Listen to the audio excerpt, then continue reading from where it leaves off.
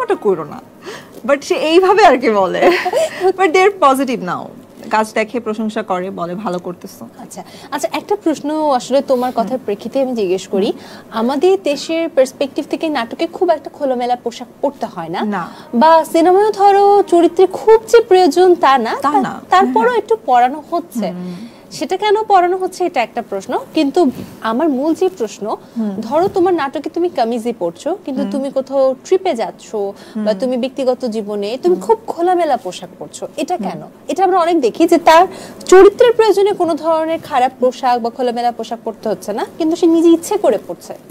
এইটা তো আসলে একদম ব্যক্তিগত, মানে চরিত্রের প্রয়োজনে পড়তেও হচ্ছে না, তাকে পড়ানো হলে হয়তো সে পড়বে, কিন্তু কেন সে বাইরে পড়ছে এটা তো আসলে টোটালি তার ব্যক্তিগত, সে হয়তো এটা পড়ে স্বাচ্ছন্দ্য ফিল করে, যার কারণে পড়ে।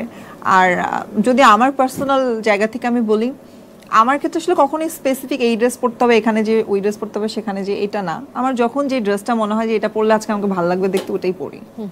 এবং ট্যুরে গেলেও আমি ট্যুরে গেলেও আমি দেখাচ্ছি যে একটা প্লাজো পরে টি শার্ট পরে চলে গেছি, সো ডিপেন্ডস আমার মুড কি চাচ্ছে তখন সেটাই পরি। আর এটা নিয়ে আমার বাসা থেকে আসলে কখনো কোনো কমপ্লেইন ছিল না যে এটা পরবা না ওটা পরবা না, এটা নিয়ে কখনো কমপ্লেইন ছিল না।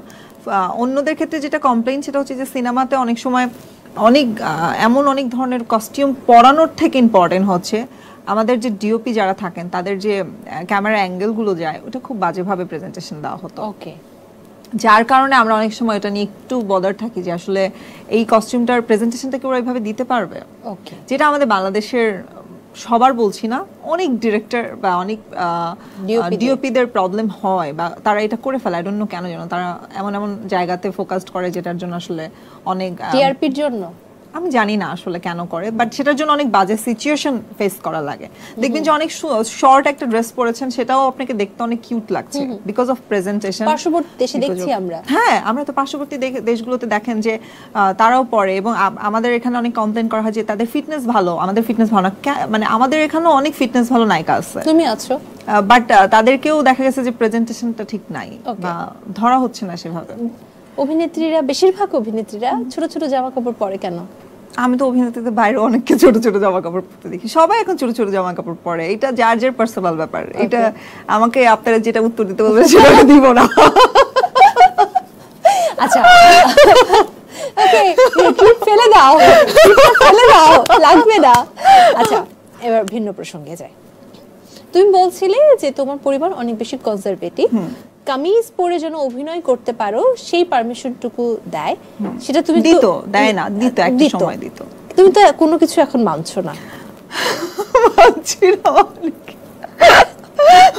কোনো কিছু মানছি, কি কি মানছি না, মানে পোশাকের ক্ষেত্রে তুমি তো নিশ্চয়ই কোনো বাধ্যবাধকতা মানছো না। তোমরা কি খুব চাচ্ছো একটু ভাইরাল হোক ব্যাপারটা? না, ব্যাপারটা আসলে দেখো, মানে তোমার সোশ্যাল মিডিয়া ঘাটলে যে ধরনের পোশাক পরে তুমি আসলে নিজেকে রিপ্রেজেন্ট করছো, সেই পার্সপেক্টিভ থেকে তোমার পরিবারের যে কনজারভেটিভ হওয়ার যে পার্সপেক্টিভ, বা তুমি বলছিলে আটকে রাখে, বা নামাজের পার্টিতে আসলে যে দোয়ার কথা বলছিলে। আচ্ছা তুমি কি আমার ফেসবুক বা আমার সোশ্যাল মিডিয়াটা প্রপারলি দেখেছো কখনো? হ্যাঁ দেখেছি তো। তুমি কি দেখেছো সেখানে ম্যাক্সিমাম যখন আমি ধরো কোনো বডিকন পরা থাকি বা কোনো ওয়েস্টার্ন পরা থাকি, দেখবা যে ওগুলো ম্যাক্সিমাম খুব মেকআপ না, এবং সেগুলো কোনো না কোনো শুটিং এর ম্যাক্সিমাম। আর তুমি যদি আমার পার্সোনাল ছবিগুলো দেখো, দেখবা ম্যাক্সিমাম টাইমে সেগুলো খুব ক্যাজুয়াল, লাইক কামিজ বা কুর্তিজ, বা যেটা আমি পার্সোনাল লাইফে পরতে কমফোর্টেবল।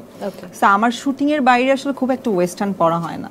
আমি শাড়ি খুব পছন্দ করি। ওকে, আজকে পরেছো? হ্যাঁ, ম্যাক্সিমাম ইন্টারভিউ তো বা বিভিন্ন জায়গাতে আমি ওটাই পরা ট্রাই করি।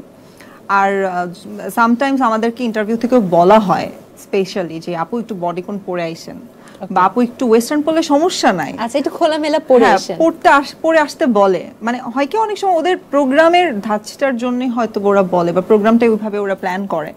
সো ওটাও তো আমার একটা শুটিং, ওটাও তো আমার একটা কাজ। ওকে, কাজের বাইরে আমি খুব একটা ওয়েস্টার্ন পরি না। ওকে, মানে কাজের জন্য ম্যাক্সিমাম আমার দেখবে সব ফটোশুটে যেগুলো আমার ওয়েস্টার্ন পরা ছবি, মানে ফেসবুকে যদি তুমি ভালো করে স্ক্রল করো দেখবে ম্যাক্সিমাম সবই খুবই আটশাট বেঁধে করা, একদম। হ্যাঁ একদম প্ল্যান করে। ওকে, তার মানে কাজের জন্য ছোট কাপড় পরতে সমস্যা নেই। কাজের জন্য ছোট কাপড় পরতে সমস্যা নাই এটা না, কাজের জন্য যদি কাজটার জন্য আমাকে ওই কাপড়টা আসলে যৌক্তিক হয়, মনে হয় যে পরা উচিত, ওই ক্যারেক্টারের জন্য ইম্পর্টেন্ট, তাহলে সেটা পড়তে হবে, কারণ এটা আমার কাজ, আমি তো এই প্রফেশনটাকে বেছে নিয়েছি, সো ওইটা তো আমি স্কিপ করতে পারি না, অ্যাভয়েডও করতে পারি না। ওকে, তাই না?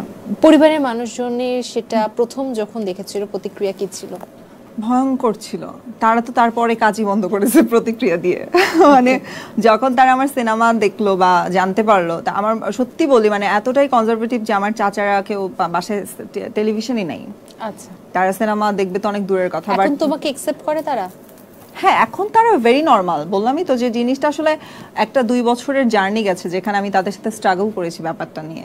দে আর ভেরি নর্মাল নাও। আসলে প্রবলেমটা কি, আমরা আসলে ইন্ডাস্ট্রি সম্পর্কে খুব কম নলেজ নিয়ে আছি, বা আমাদের অনেকেই আসলে ইন্ডাস্ট্রি সম্পর্কে এত নেগেটিভ ধারণা যে আমাদের পরিবারগুলোর দোষ নেই, তারা আসলে ওটা ভাবতে বাধ্য হয়। একদম। সো যখন তারা নিজ থেকে জিনিসগুলোকে দেখে তখন তাদের মেন্টালিটি চেঞ্জ হয় ডে বাই ডে। ওকে, অনেক গল্প হচ্ছে তোমার সাথে, এবার আর গল্পে যাব না, বরঞ্চ তোমার কিছু দুষ্টু কোকিল বন্ধু আছে তাদের গল্পে যাব। বাই দ্য ওয়ে, এই গানটা শোনাবে একটু? কোনটা? দুষ্টু কোকিল?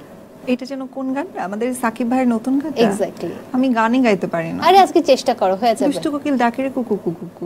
গানের ছন্দে বলো। আমি পারি না। আরে চেষ্টা করো, পেরে যাবা। আমি আসলেই পারি না গান। আমি এখন না গান শোনালে আর আমি পারি না। তুমি একটু শোনাও আমাকে, আমি